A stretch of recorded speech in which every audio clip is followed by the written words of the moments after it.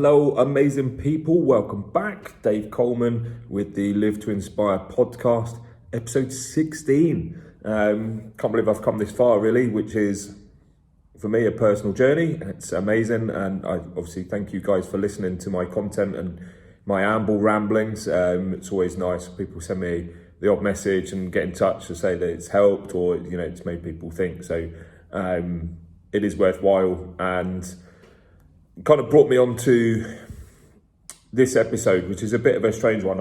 I confess I haven't really planned it much because the last couple of days I went to Bahrain. Didn't go to Bahrain. I'm in Bahrain. I went to Dubai. Whilst I was in Dubai, I just went as a tourist to go sightseeing and see what it's about. It's an hour away from Bahrain. So I thought I'd just pop on a plane, go over to Dubai, see what it's all about. In doing so, I messaged one of my friends and I said, "Hello mate, I hope you're well. I'm going to Dubai. Can you give me any ideas or any places I should visit, things to do, kind of thing?" Like, it's always good just to speak to people that have been there, that have done it, that sort of thing. So I messaged him and then he said, "Well, actually, there's a contact, a friend of a friend that we both have," and he said to me that those guys were going out there for a month and to get in touch with them. So I did, dropped him a message, "How you doing? I hear you're in Dubai, what's going on?" And yeah, they were, true story. They were in Dubai and I managed to meet up with them. We went out and had dinner, we had some really, really good chats, met some new people, made some new friends, which is amazing. And what an absolute privilege to know these humans. So whilst we're having this discussion,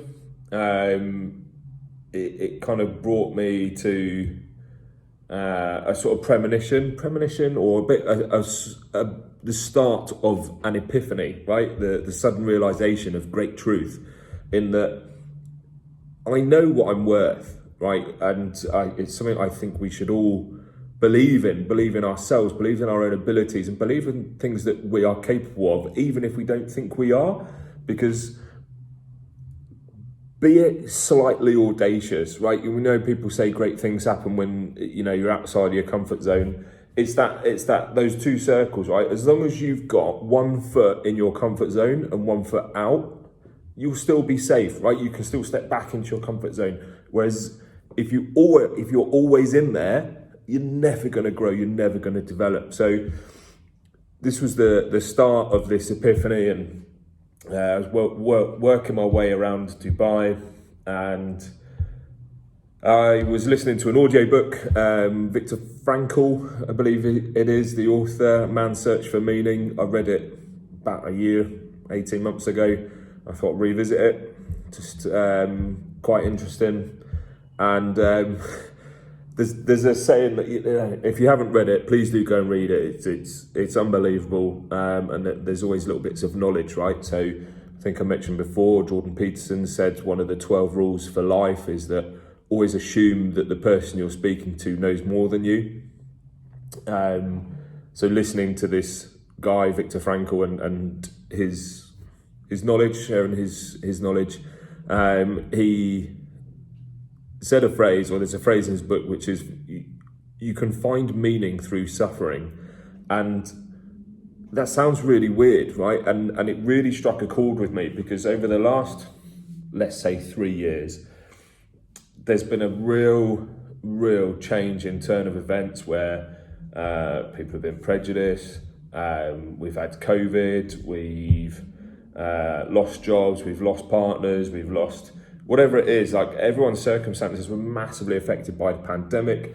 This isn't a cry for help, but my circumstances changed massively, and the level of suffering that I went through was huge.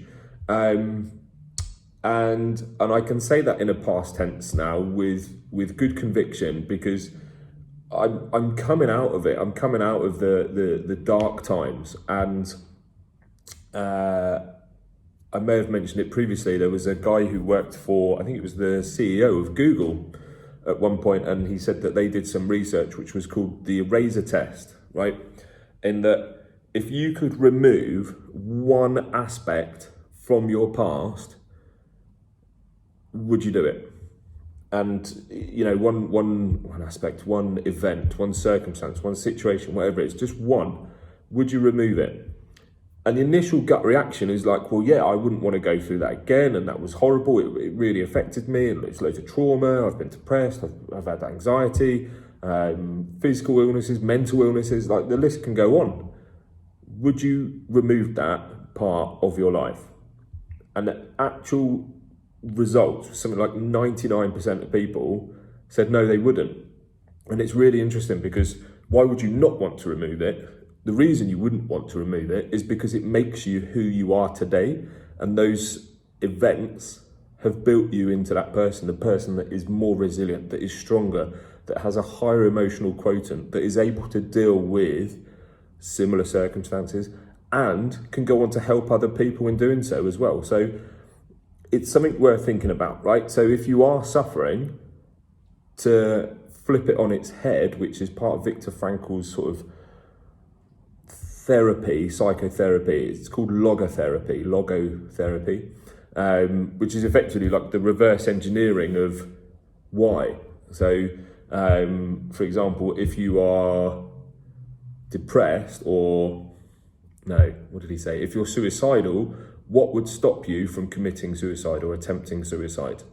Then if you can answer that question, that then becomes your why, and your suffering from wanting to end life now has meaning because you found your why.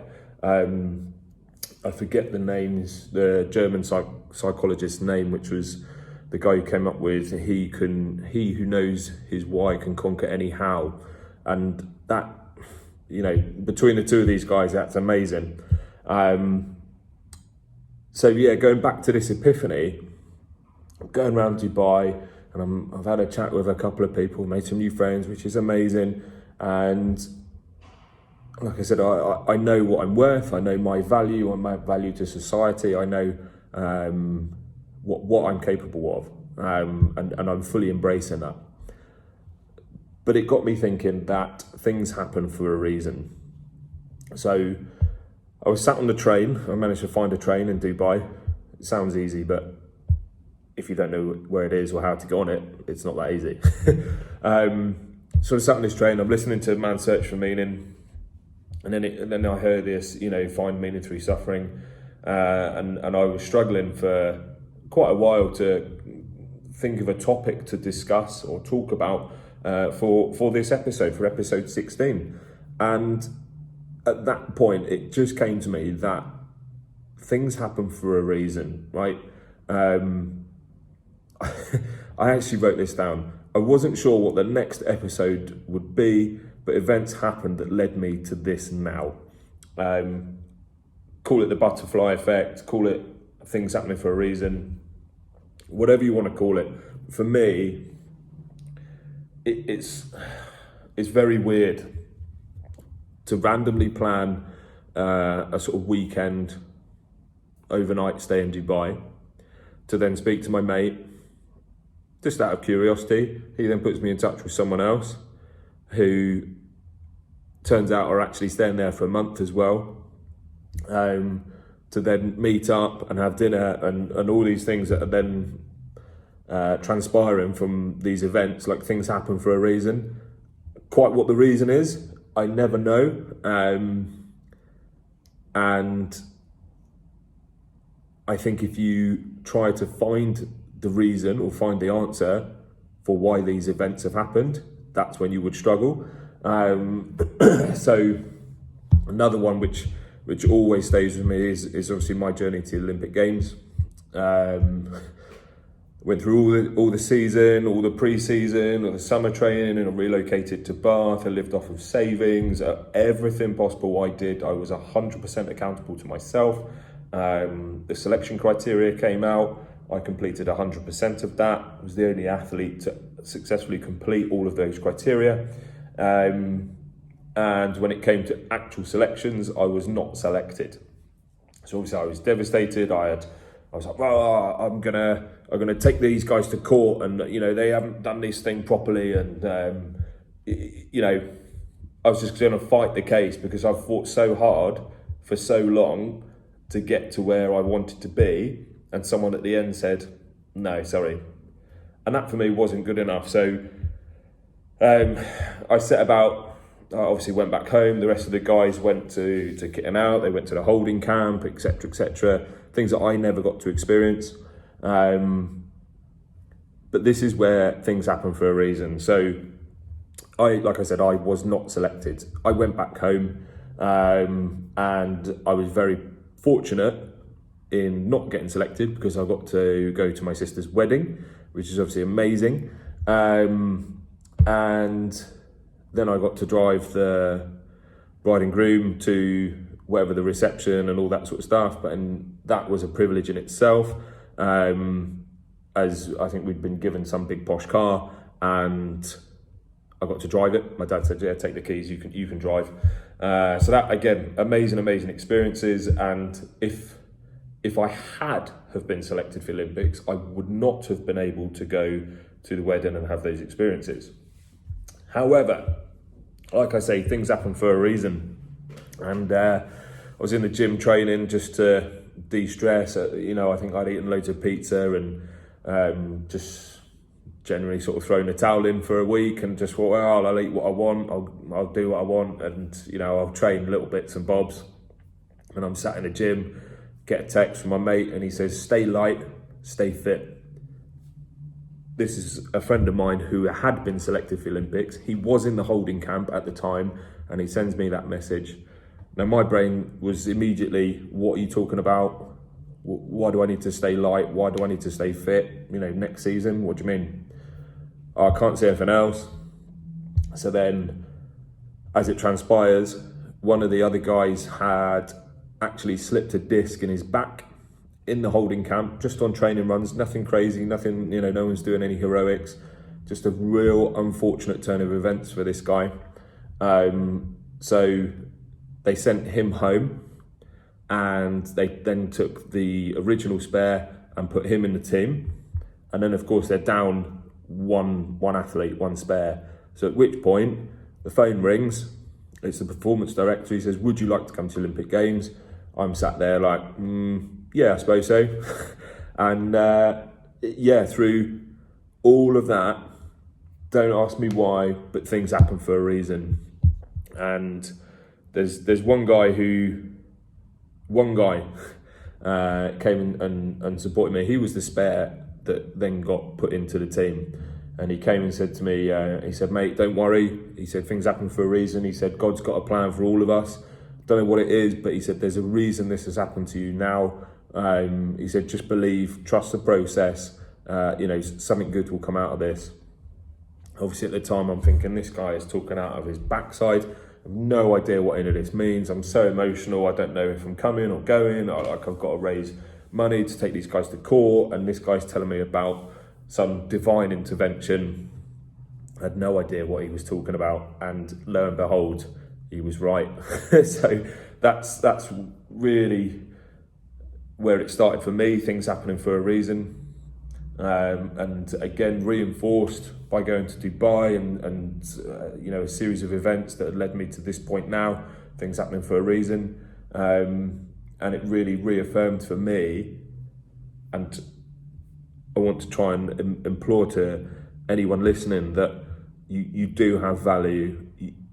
Work out what it is that you can contribute, work out how you value yourself. What are you capable of doing? I think, again, I may have mentioned it before, but try and understand the difference between how you see yourself and how other people see yourself, because if that's completely different, then that can cause stress and anxieties, etc. So try and align those perspectives, and you can genuinely achieve big things. Just dream big, work your nuts off, and you can do it. I believe in you, whoever's listening.